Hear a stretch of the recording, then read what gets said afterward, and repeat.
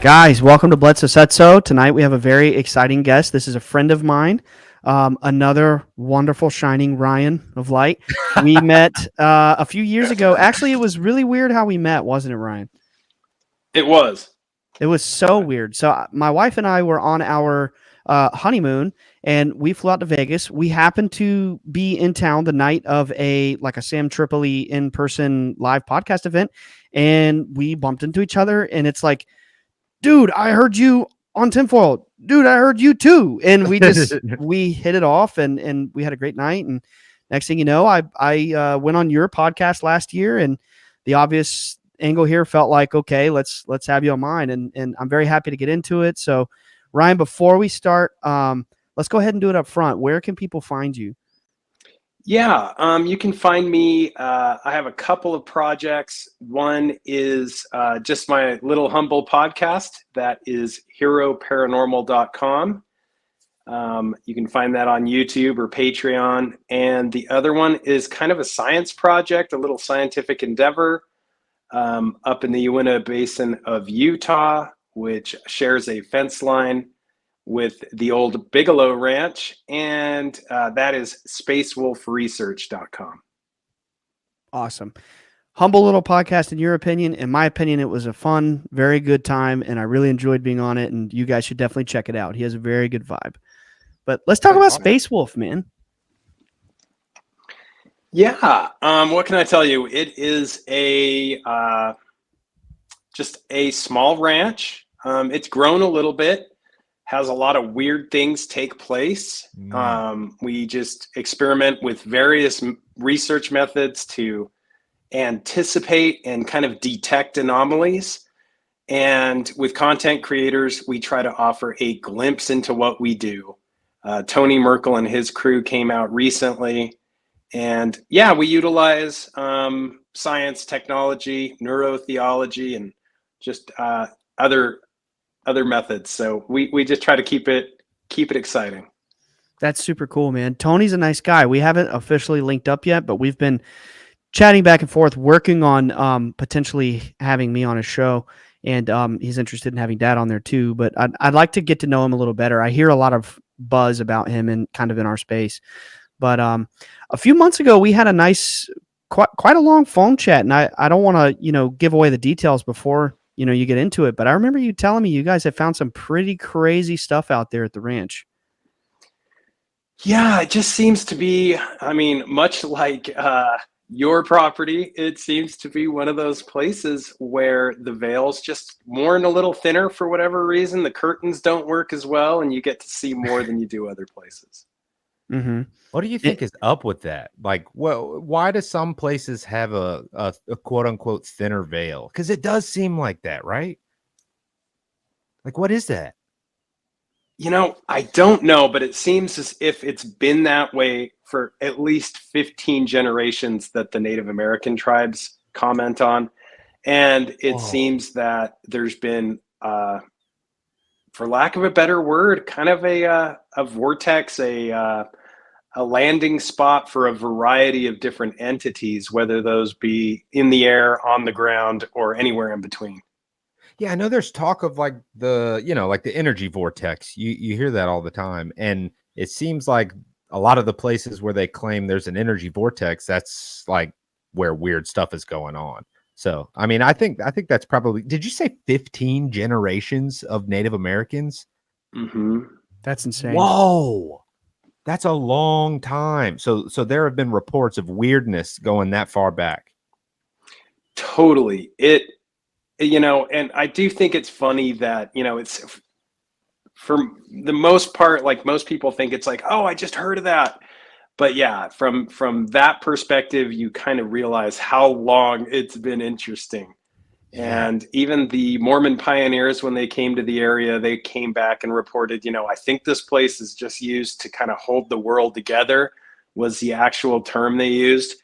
What? And then when Father Dominguez was assisting Father Escalante mapping Spanish gold routes through the area, they also wrote down, that it was a place of high strangeness. And that was way back in like 1776, like when this country was being founded. So it's been weird a while. Yeah, and that's like multiple cultures corroborating this weirdness. That is so wild. What do you think it is about the land, Rye? You know, it is one of those places where, you know, it's like Murphy's Law, but in a good way if you're into the paranormal. Yeah. So what we know, there's probably what we don't know. What we do know is that there was an unforgivable assault upon the Navajo in a place just over the border, close by in the San Luis Valley of Colorado. And the Navajo had basically this amazing spot, secretive, you know, the secret spot with everything they could ever want, way off the beaten path. They weren't getting in anybody's way, and nobody would find them for quite some time. And the cavalry was just kind of rounding up tribes, doing their thing. And because the Ute, to kind of, and you can't blame them, they were saving their own. So I totally get that. Once you have kids, I know, once I've had kids, I've like, my mind's changed about things. Before that, I was like, oh, how could they? Now I'm like, I totally get it. But they were saving their own. And they more or less sold out this tribe of the Navajo in this amazing oasis of an area. And the medicine men and the shaman in the tribe found this to be absolutely unforgivable. And they unleashed basically the worst entity that they had in their arsenal, which was the curse of the skinwalkers. So they opened Pandora's box on the Ute, which were actually already held there in Fort Duchesne, Utah. And to add insult to injury, the first band of Buffalo soldiers was sent there to kind of keep look after them. And they were all Prince Hall Masons. They were very knowledgeable of voodoo, hoodoo, and many were from the Caribbean. And so they knew their magic. The natives knew their magic. There was curses going both ways. And then fast forward, the Utah Central Water Project put in a dam in a very porous kind of sandstone area. So water that wasn't meant to be backed up ended up going in all kinds of different tendrils, not only through this very porous sandstone mesa above what they call shapeshifter territory or the path of the skinwalker, but then just by chance, they put the largest power line system in Utah directly overhead, like literally right on Skinwalker Ridge. So it since has kind of lost all the casings on its power lines. And if you go under it with an EMF meter, I mean, it just goes crazy. There's tons of EMF. So kind of everything that could go wrong did, and everything that can happen does. I could go on and on. There's way more things. Dude, just hearing the last few minutes of you explaining that very like surface level description, I was just like, oh my God. For a moment, I was like in the crowd, man. Just like, Yeah. you felt that way too? I got in. sucked in. Like, I would love to hear more if you're willing. Wow. Yeah, it goes on and on. There's geologic and geographic things that are found nowhere else. So there's this 80 square mile place called, what they call it, the Dinosaur Diamond now, but traditionally it's been known as something else. And the Uinta Basin as a whole just is kind of designed sort of like a massive satellite dish. So it has that going for it. You find things that aren't found other places, tons of extinct fossilized dinosaurs and other prehistoric entities that are in the ground. And you also find elements and minerals that are found nowhere else. One in particular is gilsonite, which is quite literally like this black goo that you can literally put on a driveway and you're done. Like it's already ready. It's just like asphalt. But the list goes on and on. Yeah, it's just crazy. Wow. So you're essentially talking about the things you were saying before. Is that the origin of the skinwalker, like what we know now as the skinwalker? Yes and no. So that is the origin of the curse in this particular area, where they sort of opened Pandora's box, Nick, like to basically for all eternity to have this area to like be able to roam and do as it wishes. And this is a huge thorn in the side of the tribe who was cursed. However, no, as far as the actual entity itself. So like the ability to shapeshift and walk dimensionally, do this dimensional walking, which allows the dark adept to take the skin of an animal, and for all, you know, from our aspect, from the aspect of the observer, to become that animal or a very close replicate or mimic that animal very closely. There's always something that's a little bit off. The tail will be too bushy, the legs will be too long, the neck will be too thick. Something, if you're fairly knowledgeable of these creatures, you can always tell that there's something fairly off. Just a little bit though, like just a little. But for all intents and purposes, yeah, they can totally replicate these animals. Wow. I tend to wonder if in the past, before there was this explosion of technology and this like modern scientific paradigm, which really stunted our connection to the spiritual world, I tend to wonder if crazier things like that were possible. You know what I mean? Like if things were more possible back then that we couldn't do now because the collective doesn't agree or believe in it. Like, I mean, I'm not sure if you have heard many episodes of our show, Ryan, but we did this episode with some friends of ours named Marky and Bobby, and one of them is an ex-Mormon missionary. And just to get to the point, he was doing a mission trip in I think it was Argentina, and it was it was a city that just wasn't very like technologically or economically developed. You know, there's like, you know, a lot of poverty, and the demonic encounters that he described there with the natives doing. What was it, Nick? What was it? Was it Santeria, or it was? Yeah, it was some sort of. It was essentially, he described that this culture, this city, wherever this was very heavily Santeria. There were like the Santeria candle shops everywhere. Mm-hmm. And yeah, they ran out of light for a night. They had to go buy candles, and they didn't know the business about these Santeria candles and how they're ritual candles, and right. they're meant to like summon specific entities. And they had a really, really traumatic, wild night, just trying to light up the building that they were staying in. But I bring that up because like what you're describing to me reminds me of that, you know, like I wonder if in ancient cultures, these things were more prevalent and more possible. We hear about werewolves and shapeshifters and things like that in the past. Like, I don't know. You got me thinking. I 100%. I think that was, you know, people often say like biblically back, like you read the Bible and it's like all these people had these huge connections to, not only did they know themselves really well, right? That whole know thyself thing. They weren't distracted by TikTok and Instagram, but yeah, at the same time, they had connections like that. And you find that in third world countries a lot. I was born in Costa Rica, and I could tell you all kinds of crazy witchcraft stories just from my family. Like there's like no generation has been unscathed. If you're comfortable, I would love that. Oh, I mean, for sure, man. For sure. That sounds too my interesting gosh. to pass up. Yeah.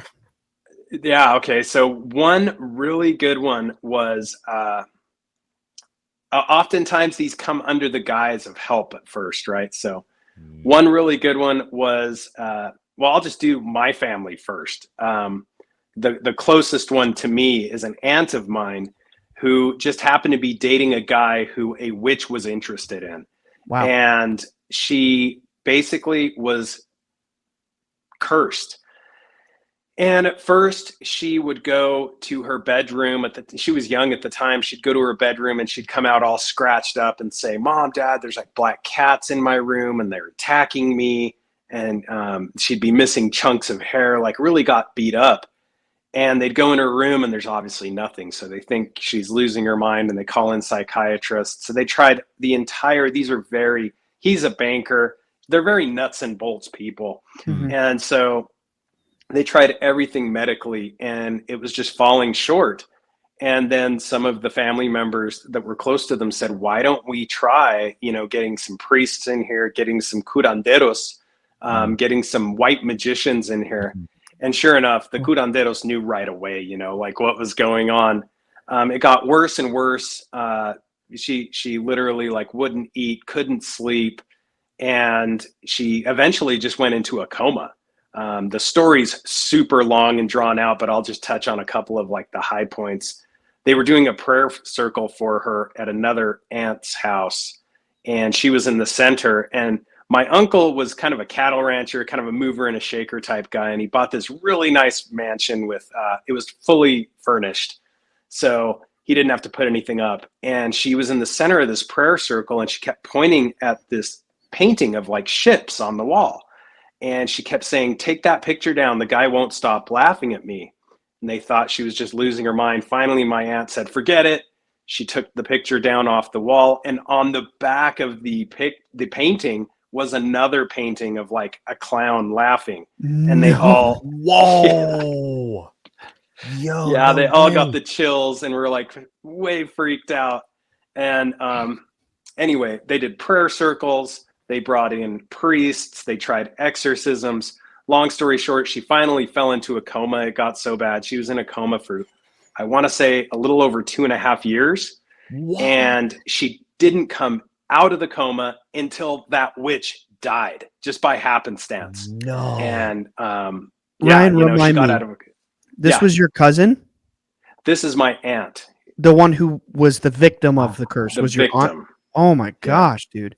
You don't hear about stuff like this often in America, right? No. Did you call the magicians, did you say they were curanderos? Yeah. What did you said they showed up and almost immediately knew what was going on? Did they share what they maybe thought was going on? Yeah. Usually they obviously asked, is there anybody that would want this done to you? And she mentioned, well, I am seeing a guy who a witch is interested in. Uh-huh. And they were like, okay. And all they need, it's identical to the Native American witchcraft. And I've looked into Middle East witchcraft, like a bunch of these books are all about that. But it's all very similar. You know, they just need like a piece of you. Like they just need like some hair off of a comb or a toothbrush or, you know, whatever. They'll go through your garbage and like grab one thing, and you'll hear the same thing on the reservations in the Uinta Basin and over in Shiprock, all over the Southwest. Very, very aware of their surroundings when it comes to witchcraft. You know, they bag it up and they don't let those things out very easily. And getting back to like the skinwalkers and the shapeshifters, they will go one step further. They will actually rob graves. They will literally get stuff off of dead family members of yours. Like they take it to the next level. So, but yeah, all kinds of cases of that. So I find that certain cultures are riddled with that. And for some reason, like Central and South America and most Native American reservations, they still have a very appropriate, I believe, respect for the possibility of that. Mm. That's so interesting. You know what? The good news is, as far as healing is concerned, like the prayer for others to be healed, it's the same concept. Just in many cases, having a piece of someone's clothing or an image of them or something to that effect. I mean, my dad doesn't like talking about it. Obviously, it's something very difficult to talk about. But if anyone's read the book or I'm not sure if they covered it in the documentary. He's had some strange incidences where there have been some orb sightings around people, and then they go to the doctor and they're healed of cancer or XYZ terminal illness. And one thing that he does, he's not very vocal about, but he'll sometimes send me a shirt. If you want me to pray for you, send me a shirt. And in many of those cases, it has worked. I think that there's something to that, Ryan, that's like really, really touching on something that we don't all quite grasp. Mm-hmm. Yeah, that exactly as you said. There's like a beautiful aspect to it as well, and it's much more powerful, in my opinion, as you mentioned, than the other. It's but yeah, it's same principle, but kind of the light and the dark. There's both methods, the right hand path and the left hand path. Yeah. Speaking of which, something that you recently told me about in one of our chats was that you were personally interested in Rosicrucianism. So if it's all right with you, I would really like to talk some more about that. Absolutely. So where do I start? Okay, I'll just start like where it happened. I had a podcast with Jay Parker. He is a guy who is generationally involved in a very ancient satanic cult. He got out and he complained about the satanic ritual abuse that he underwent as a child. Oh, Yeah, he's the real deal. Like his podcast really got to me. You know, when you get those podcasts and you're just like, oh man, what the? What I had did to you say know. it was called? I gotta write this down. What was it called? Yeah, his name is Jay Parker. Gotcha. I've heard the name, but I couldn't put a face to it. Yep. He went into a bunch of detail about a couple of communities back east, and I'll just say what they are. One is Rose Valley, Pennsylvania, and the other one is Arden, Delaware, where our friend Joe Biden is from. But he basically, Jay said, you know, these communities have rampant, just absolutely rampant families, very powerful families that are involved with extremely ancient religions, calling upon demons, and they engage in satanic ritual abuse and also in sort of like MK Ultra. That's actually where a lot of it came from, is how they know about it, is they would literally like break the child to become, you know, it's a fine line, they say, to you want to break the child just enough so it does better than the other kids, but you don't want them to be like completely broken where they're useless. But anyway, really sick and twisted. Yeah. Keep them in cages, all kinds of stuff. I won't get into that. But he had these amazing experiences, and I just had to know, man. And I was like, that's it, Jay. I'm going to come out there. And I booked a ticket. I printed up a bunch of real estate cards, and I went out to these communities. And he warned me. He's like, you know, don't stop in certain areas. They'll chase you out. They'll know what you're doing. And it was true, man. I didn't. What? It's so true. They're that aggressive? They're very aggressive. They know. They just know. It's like that. Again, back to the magic. They just know, right? And I knew that they knew, and it was horrific. But yeah, there's massive estates out there with literally these big furnaces, for lack of a better word, and a lot of their acreage in the backyards, and that's where they get rid of things and do different rituals. I went to a couple of businesses that he claimed were utilized in some of this stuff, really dark stuff. And I went at hours where these businesses should have not been engaging in the things that I saw. So it was enough for me to realize, wow, that's real. And while I was out there, I also, you know, figured I'm also going to look at what I was told were the more light workers that are out that way. And so I did, and that's when I became a lot more interested in Rosicrucianism. And it's kind of wild. It's wild to believe that there are entire, you know, magical battles fought, you know, from the comfort of somebody's own home. It's weird stuff. I have to clarify here because once again I got sucked in by that story. The Rosicrucians are in no way involved with those communities. Okay, so no. I was sweating for a minute, like, whoa. No, exactly. No, Okay. not at all. Okay, cool. Yeah, so you said like a magical battle and they're light workers. Like, what do you mean by that? For the listener's sake, of course. Sure. I heard things. Okay, so I came across, I'm not going to name names, but a lot of people have a lot of information about this stuff out there. Mark Passio is one of them. As I said, Jay Mark Parker. Passio. Yeah, he's awesome. Yeah, I've watched hours and hours of his videos. I mean, like countless hours. He is amazing. He's brilliant. He's a genius. Yeah, dude. He's the real deal. But yeah, there's just basically, it's just ancient magic against ancient magic. And it sounds wild, almost like that universal consciousness that people hear about. And, you know, what can I really do? What difference will I really make in the impact of? But apparently there is something to it. I mean, the same way that families are engaged in these, you know, rituals that are evoking demons that are millennia in years of age that have been, worshipped, especially in the past. If you go down the cult of Baal, you can see all the Baal worship and what they engaged in, and what many cultures have engaged in. It's really dark stuff, and we know that it's real. So why, I thought to myself, why wouldn't the good stuff be real too? And that's what led me to Rosicrucianism. Awesome. As much as you can. I mean, I really don't know as much as like a layman who's very interested would know. I really don't know much more than that about Rosicrucianism. So I don't know if it's the same in Freemasonry, and that like you can't talk about certain things if you haven't, gone through certain levels of initiations. But like, what would you say like is the core of Rosicrucianism?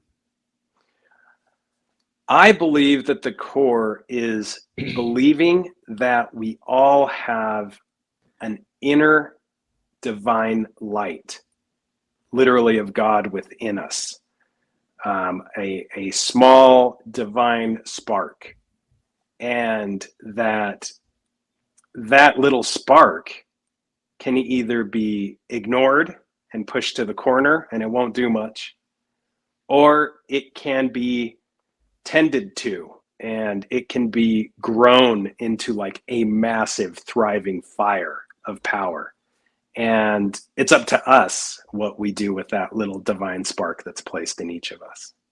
Yeah, I remember you telling me something on the phone the last time we chatted, and you said something like, there are people who join these sort of mystic orders, kind of on a quest for like personal power, and it can be the kind of thing where, and I'm just speculating here, right? Because I literally, like, to be perfectly honest, I went through, I think, 1 month of the $15 a month like online available Rosicrucian manuals. Like I'm not like an initiated in any fashion, but I know a little.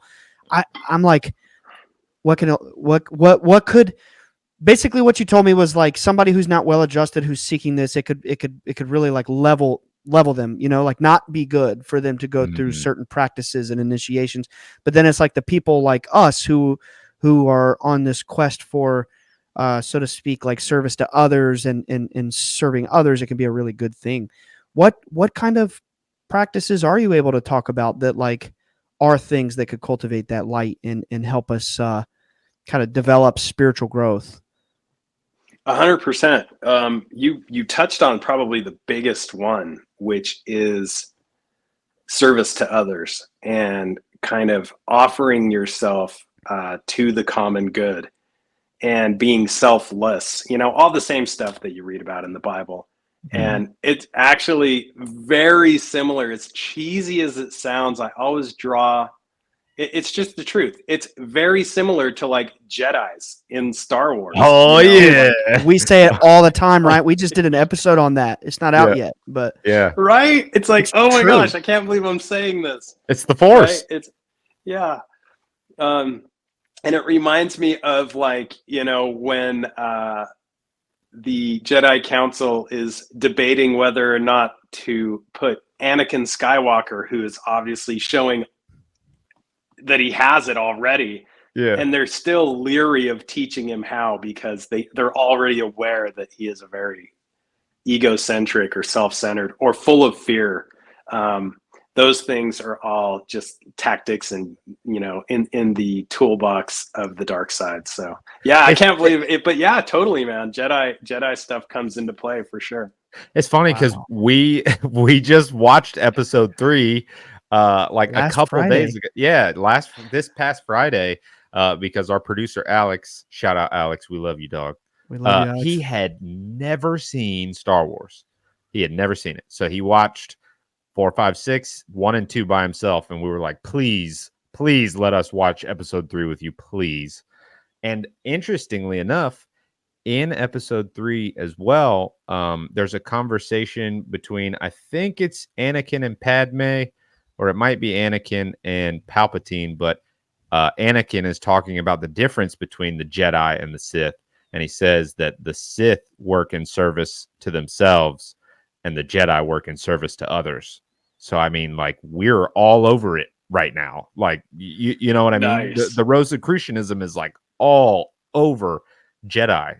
Well, the synchronicity is It totally insane. is. The Yeah, the synchronicity is insane synchronicity's that you wild. even said that, because we literally, Ryan, like 4 days ago or 5 days ago, watched that movie and then recorded an entire episode like about that. And we didn't even think, Rosicrucian or anything. We were just thinking more so in general. That's really cool. The craziest thing about it, yeah, I'm glad you brought up the Sith, because the craziest thing about it is that it seems very much like what we're discussing. The Sith is doing it for greed and for selfish purposes, and actually ends up losing.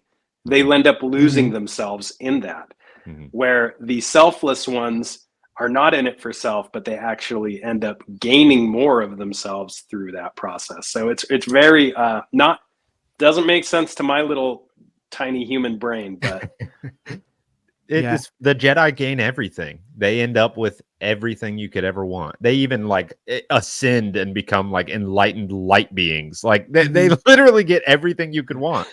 And the Sith do lose everything. I mean, it's like, it's poetic. It's so poetic. It's also too, like, I love the way that George Lucas did describe the Sith versus the Jedi, because it's like the Sith, if you're a Star Wars nerd, there's only 2 of them. The rule of 2, never more, never less.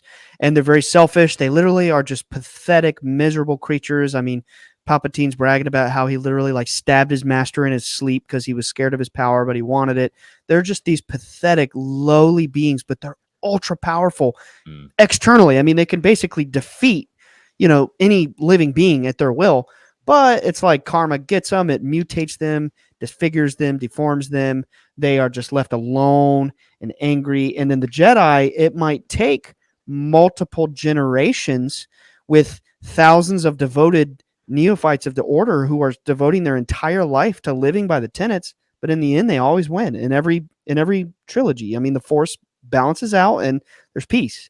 But it takes all of the collective Jedi serving the will, you could say, like, of the macrocosm, all of them together, it works out. 100%, man. Kind of like it's so synchronistic, Ryan, that you mentioned that part where he says, yeah, there's never, it's 2, right? There's never more, there's never less. Yeah. Because that reminded me, when I saw that movie, it reminded me immediately of skinwalkers, because they regularly travel in 3s. And it is rumored that that is a very powerful number for them, because they are literally scared of the Trinity on the positive side. So they travel in 3s and usually are taken out in 3s and do their business in 3s. So it just reminded me of the Sith when you said 2s. That's super cool. Well, if it means anything, when my dad has like the majority of his sightings, they usually appear at least in 3s. And then if it's a crazy night, there's more and more and more. It can be up to 50. Like, no joke. Like, some nights we might see 50. But bare minimum, it's usually always 3. Something about 3 in the spiritual dimension is very important. But I don't know if I potentially, like, I mean, I haven't been through any initiations or anything. I wouldn't even be considered like a postulate, I guess. I literally just paid for a month or 2 and read the manuals they sent. But I thought this was so cool. The very first Rosicrucian manual, right off the bat, it tells you at the end, it's like, start saying Om. And I'm like, whoa, like, that's a practice that I always like heard about, but I was like, cool, but that's not my religion. You know what I mean? Like, before we're into the mystic studies, you're like, well, I'm a Buddhist. I don't do Christian practices, or I'm a Muslim. I don't read the Torah. And I would say, like, getting into these mystical systems and kind of broadening my horizons and taking that syncretistic approach. It's like, I like Om, I like yoga, I like prayer. You know what I mean? Like, I feel like there's just this rich cabinet of spiritual practices that exists from all these faiths. And is it like the orders, like the Rosicrucians, are like taking all the ones that work and synthesizing them into one thing? Is that kind of the crux of it? I don't know, but it does seem as if there is a lot to what is being utilized. If we do look at, for example, the Canaanites, the cult of Baal, cannibalism, going back thousands and thousands of years, there were always multiple ancient mystery schools, right? It wasn't just like the cult of Baal. Like, there were other There's Right. always other systems of magic or religion or belief. And I do think that they've sort of copied as the millennia goes on, and taken what they want and added it to a lot of the works and the codexes that are involved. And I'm blown away at some of the stuff that you can find out there. But if you look at like the Freemasons, for example, there's always the image of like the three brothers in all the Masonic literature, back to threes. There's obviously the pyramid, which is a triple point, and we have the Holy Trinity, again back to the threes. And it blows me away that there does seem to be something that revolves, at least initially, around these ancient cultures, the Sumerians, the Egyptians, these cultures which seem to be able to literally possess, kind of like the Jedi, like this force, right? Mm-hmm. Where they could like move massive monoliths around and build these things, just as a kind of standing reminder to us that, oh wow, there's got to be something we don't understand. And at least for me, it makes me want to learn more. Wow, that's very fascinating what you just said there. I feel like you were like kind of low key dropping some wisdom without being so exoteric about it. I mean, if that's really cool. So are you insinuating that like there's a possibility that in the ancient past people were so connected to the spirit that they could like move things with their mind? I think so. I really do. It's probably something that happened more widespread than we imagine. And it might have not been the good guys that built some of these things. We don't know, right? It could have been the Sith or whatever. It could have been, yeah, because I mean, we know for a fact that there was huge cataclysms and floods and things of that nature. And they were trying to get rid of these entities. We're assuming were like these Nephilim hybrid things that were practicing all kinds of magic that these fallen angels had shown them. And if any of that is true at all whatsoever, even if 1% of that is true, yeah, there was probably a lot of crazy, wild Jedi magic going on and Sith type stuff in the past. Well, just with the context of, with a lot of these like mystery traditions, and when you talk about magic, a lot of it seems to be about entering sort of like a meditative state or focusing inward, things like that. And with the amount of distractions that we have socially, technologically, we have so many distractions today.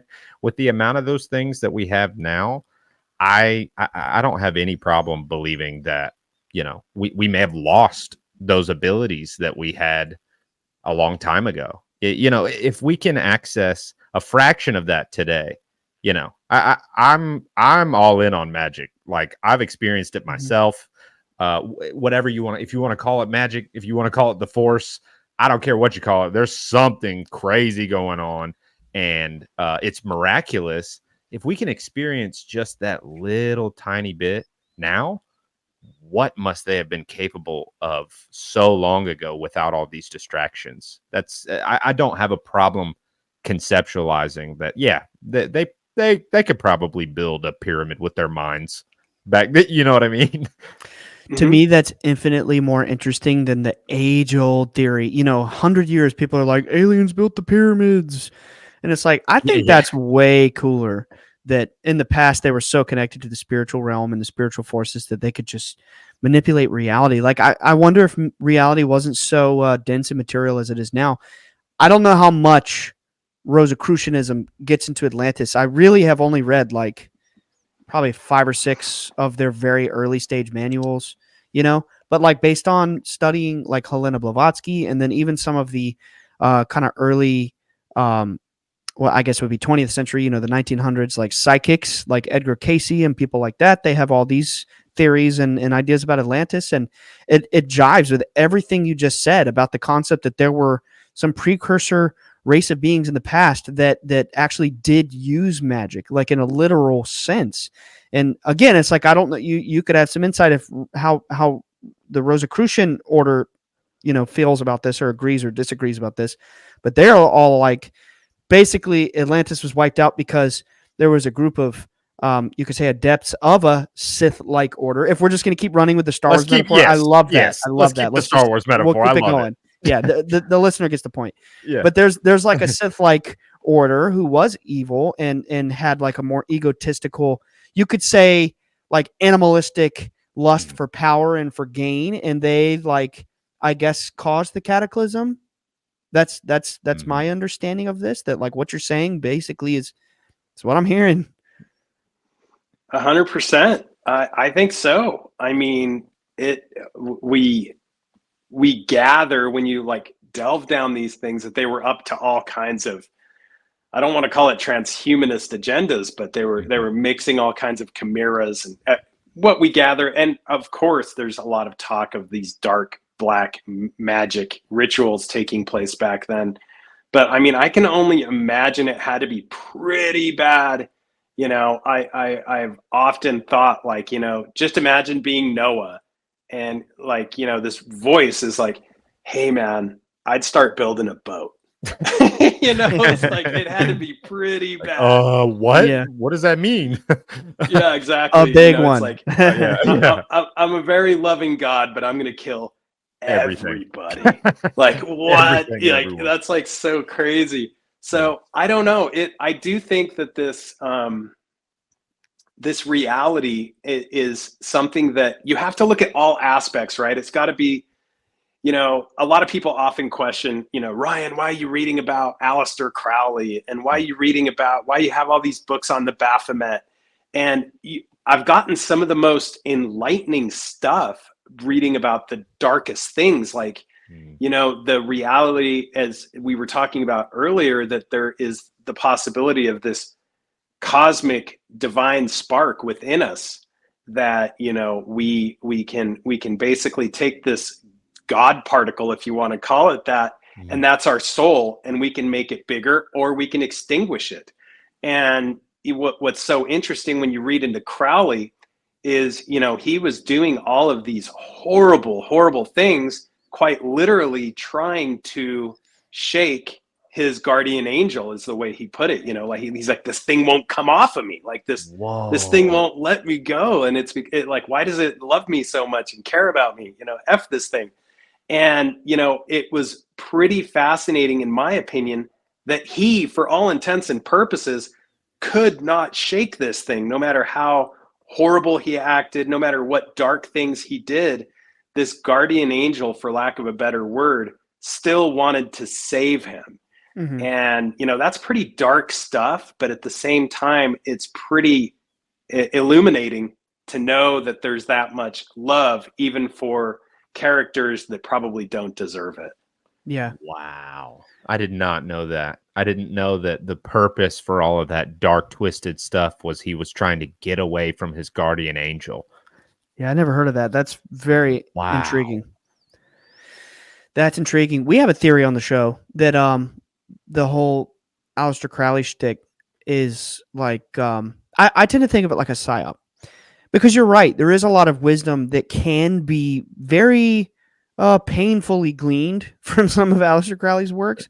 But, then he says some things, outside of talking about the horrible rituals they do to children and all this nasty, nasty, dark stuff. There's a few things that he says that are true that corroborate with other wisdom traditions. So, like, I've often wondered, was Alistair Crowley a guy that, you said it yourself, Ryan, that there are actual elite satanic families. You've witnessed this. You've went and seen the evidence yourself that they do exist. And you said, just quoting you, which I believe here, that it was probably some of these bad people who erected some of these monuments throughout the millennia, probably to have some energetic order over mankind so that they could project their will and their idea onto our society and how they want it to be.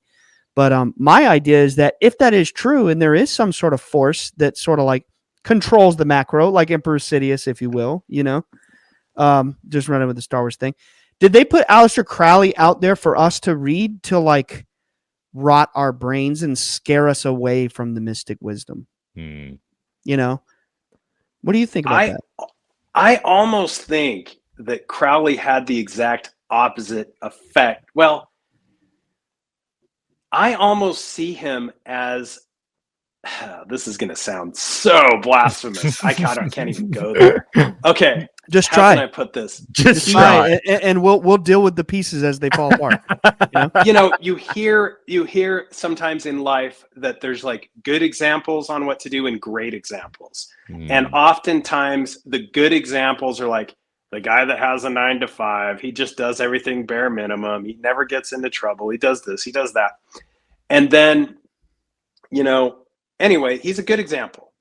But then there is, and he keeps his nose clean, for lack of a better word. But then there's the great examples, which is like the guy that does everything wrong, the one that just burns it to the ground and leaves like, slash and burn in his wake. And I think that's Alistair Crowley. Like, I am sure, 100% sure that if Alistair Crowley would not have existed and I didn't know about him, that I probably would have peered into the darkness much more than I have. And I've gotten in there. But I know that I would have probably, gone way deeper if I hadn't read a lot of Crowleyan works, done a lot of research into Crowley. And he's almost kind of like a sacrificial lamb to the dark side, because he quite literally did it all so the rest of us don't have to. Kind of a negative Jesus figure. Like, yeah, that's the blasphemy of it. But this is the opposite, dude. This is like some very I've never heard a perspective such as this, and this is honestly really deep. It is. I get it. It's pretty often in life that you learn lessons from looking at a bad example. Yeah. So you can be like, I definitely don't want to be like that. I see what you're saying. I make that connection. And I totally get it. And honestly, like, yeah, when a lot of things written about Alistair Crowley and things he wrote himself are like really repulsive, and I find myself thinking like, I that is foul, and I don't want to be like that. I see exactly what you're saying. I like the negative Jesus allegory. I like that. That's cool. Or you could say like an antichrist, but then it gets lost. But well, hey, I mean, listen, that's honestly, again, we're getting into a rabbit hole here. He was known as 666, the beast, the wickedest man that ever lived. Some of his writings, I think he wrote a poem called The Moon Child or something to that effect. Is that right, Ryan? Okay. Yeah. And like Rosemary's Baby is like based on it, so to speak. And it's like his whole purpose was to like try to bring about the Antichrist. But like, it's like, I wonder if some of that is just metaphor for the masses. Like, how much of this is literal, right? Truly. I mean, I don't know. I really don't know. I would like to know. What is so poignant about all the things he did is that he very much, it's funny because nowadays all the new age dark adepts and all these guys that claim to be like the new Crowleys, Alistair Crowley was really studying like the works of John Dee, and he 100% believed in the hierarchy of angels, and he used Enochian language. Yeah, exactly. And to me, that's fascinating. So for him, like kind of what we were mentioning, that he did all these things to try to shake his guardian angel, because only then could he have true control of his will, right? And be more powerful like a Sith. But yet at the same time, it's fascinating that he 100% believed in Enochian magic. He 100% believed in the angelic hierarchy. He was also in Golden Dawn, which observes the angelic hierarchy, the Hermetic Order of the Golden Dawn. They actually do certain, and I'm sure you're aware of this, but just for the listeners' sake, they have, I've been sent some slides from someone who's a member of the Hermetic Order of the Golden Dawn, and they do certain rituals with the respect of like the biblical angels. He was kicked out. Totally. Crowley was. In fact, in that book that you mentioned, Moonchild, he actually not a very good book, by the way. But anyway, he does all the characters are based on people, and he threw a bunch of his buddies from the Golden Dawn under the bus and based characters that he didn't like on them because of that. Because it's like even the Golden Dawn, believes that they are not in complete power, and he was trying to take it to that next Sith level. And but yeah, that's so cool that you mentioned Moonchild. Very interesting book. Yeah, it sounds like he was straight up Palpatine. Like he had full knowledge of the light, and he was like, nah, I'm just gonna go as far down as I can and become as powerful as possible. Like, I mean, I had always assumed that someone so knowledgeable in one side has to know almost as much about the other side. But I mean, that confirmation is, I mean, it's almost kind of scary. Like he was fully aware of the light and he wanted to go the opposite direction. It's super scary, and it brings up a lot of this shapeshifter ability. There is a lot of changelings that are mentioned in these dark adept practices. Really? And if you what? Oh my gosh, man. If you haven't read this book, let me find it for you. Oh, yes, please. I need something to read. While you're finding this book real quick, I really want to hear what you have to say, but I want to tell you a story, Ryan. I'm honestly mind blown by how you just described Crowley. I've genuinely never considered that a perspective, and I agree. Like with what you said, like you found a lot of wisdom in studying the dark. I pulled up this quote, and then I'm going to tell you a short story. I think you'll really find it fascinating. Again, we just did a Star Wars episode the other day, so I was taking notes on some things that the character said, and I just haven't deleted. I was hoping you'd bring this up because he almost said it earlier, and I was yes, he basically did say it without saying it verbatim. And then that scene in Revenge of the Sith when Emperor Sidious is trying to like pervert Anakin, or I could say like seduce Anakin to the dark side. One of the things he says is, if one is to understand the great mystery, we must understand and study all of its aspects. And then he says some other dialogue that I didn't write down. It was like not just the ways of the Jedi, but we have to understand the dark side too. So let me tell you a story. So I agree with that. It's like, I am not the kind of person who ever wants to study some sort of dark material to use it. I'm more so the kind of person who likes to study things because I have a genuine fascination with knowledge in and of itself. Just like you have history professors teaching about Nazi Germany. Why are they so fascinated in that? They're not Nazis, but they teach about it. It's just there's this curiosity in the brain or in the mind or in the spirit to learn about things so that you can understand them without necessarily being attached to them. You know what I mean? I'm that kind of way. And I'm like, I've studied some Crowley and some other things because it's like, I feel like if I understand that, then I can also use the light better and understand it. And anyway, you get the point. So for the first time ever, I was going to open a grimoire. It was something that I heard about in a movie, and I can't remember the name of the grimoire. It's a real one from like probably the Dark Ages or somewhere in like the 1500s or something. I cannot remember the name, but I learned about it on a Johnny Depp movie called, it's the one made by Roman Polanski, which synchronistically enough is who made Rosemary's Baby. And I can't remember the name of the movie, like the Ninth Gate or something like that. You know what I'm talking about? Mm-hmm. Like basically he finds this old grimoire of the devil. Well, in that movie, there is a real grimoire that it's either based on or they say the name of it. So I was like, I'm going to crack this open. And I pulled it up on my Safari, on my phone. I was in my previous apartment, and it was nighttime. We're watching a scary movie. So like all the lights are out and it's dark outside. And I swear to you, dude, I never even got to read the first page of it because a glowing white being of light ran across my kitchen. And that sounds weird, but like again, who it's not that weird, right?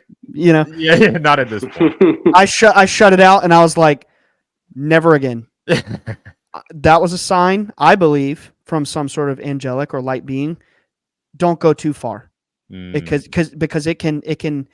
Not that I would be like seduced to the dark side, but more so that it can project it. It can hurt you. It can put an energy on you. So I was like, that's enough. I'm not curious anymore. So are grimoires 100%. Like that potent? Are they? They are. They're like real ancient dark magical text. Yeah, grimoire is where the word grammar comes from, and that's why. Whoa. Yeah, that's why I love etymology. So that's amazing. Me too, dude. I can't get enough of it. That's You know, sick. whenever it's like when they don't want you to write cursive anymore, Uh-huh. it's like, oh, okay, they're trying to take away our power. Interesting. Whoa. Yeah, the Interesting. ability to curse is greatly enhanced if written in cursive. Ryan, Well, I that makes gotta sense. say, sorry, I didn't mean to cut you off, but I gotta say here, like this is truly one of my most favorite episodes we've ever done, and I feel like we definitely are gonna have to have you back. Like this wasn't enough for me. I Oh, hope, no way. We were just like scratching the surface. This is so no, good. yeah, this was spectacular. I know the listener will feel the same, but this was truly spectacular. But before we really go, I wanted to ask you, um, what are some practices that you're, I guess you could say, like allowed to disclose that the Rosicrucians teach in order to build that inner light? Like what's something that I could actually do that could help me build that God force? I think the most important thing is to be selfless, offer service to others, be still, be meditative. You know, all the stuff that you hear. I mean, it's not you hear it all the time. Probably, you know, not to delve into the super dark atrocities, which again, I feel that in a way, I'm like you are, Ryan. I feel like I kind of have to that. And I mean, even Jesus had to like walk, you know, walk through the darkness or cross the abyss. Remember that part, to really test his mettle or test his temper. But I think the reality is, you know, this the darkness in a way, to me, the more like I witness it or I see it, it just, if anything, reaffirms the positive in my life. And it's a really good reminder, like a tap on the shoulder reminding me, you know, it's easy to forget how we're supposed to act and what we're supposed to do, and that there is good in the world when you have a very monotonous life engagement. But on the other hand, when you delve into some of these like dark paranormal areas, dark paranormal events, dark paranormal characters like Crowley, you realize that, you know, only walking through the darkness do you appreciate the light more. Mm-hmm. Mm-hmm.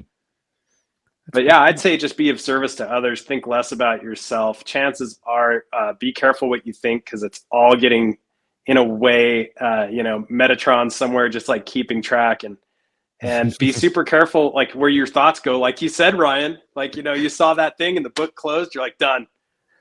Dude. You just hit like every synchronicity from every episode we recorded last weekend. We just did an episode about Metatron. Nice. For the first time. For the first time ever. No way. Yeah, yeah. Literally. You're just machine gunning synchronicities at us at this point. But you see, that doesn't surprise me. That only confirms to me that we were indeed meant to meet and become, I mean, friends is, I would say more like allies, you know, like friends, but allies. Yeah. I mean, Brian, we literally after recording that Star Wars episode, recorded an episode about Metatron. And here, I think you can see it. I got the cube behind me. We love. Nice. So I have to ask, why'd you bring up Metatron? Is there stuff about that in the Rosicrucian order, or just in? I don't know why I brought it up. It just seemed appropriate that there's an accountant, you know, of some sort In the spiritual dimension. Yeah, he's like, yeah, you can't just go crazy with your credit card, because you know that eventually it will get canceled. That's deep, man. I am like, so honestly, like, wow. The I love synchronicity thinking level. of like the king of all angels, like the most powerful angel, like with his glasses on, like being an accountant with a typewriter in like the cosmic realm. Sometimes we make the joke, like you go to heaven in 2023 and they've got like iPads and they're like, you know, like they have to keep up with the times, right? Yeah, of course. It's not just scrolls and feather quills anymore. I don't know. That's Wow. amazing. No, dude, this has been outstanding, Ryan. Thank you so much. And Yeah, thank you. This was awesome. one more time where people can find you. For sure. You can go to HEROParanormal.com, or just search for Hero Paranormal on YouTube or Patreon. And on social media, you can check out Space Wolf Research. You can also go to spacewolfresearch.com. There's not much there, just kind of a little scientific endeavor. Maybe y'all next don't time. sleep on this. Y'all don't sleep on what he's saying right now. This guy is the real deal. This guy's dropping heat, and he's pulling things out of thin air. Like there's something going on. Pulling things out of thin air that we have been talking about. Exactly. Today. Follow those links, y'all. Yes. Don't sleep on it. Yeah, seriously. And maybe next time we can take more of an approach on like some of the data you found. We didn't even touch that. And that's some fascinating stuff, data at the ranch. But anyway, we have a cheesy tradition. And whenever we wrap up the show, we just like to say bye, guys, at the same time. There's no esoteric meaning behind it. I think we just started doing it about 80 or 90 episodes ago, and we never stopped. Yeah. So it was episode 1, I think. Anyway. You might be right. Either way, on the count of 3, you ready? 1, 2, 3. Bye, Bye, guys. Thank you so much for watching. If you want to see more, check out our other videos. And before you go, don't forget to subscribe. See you next week.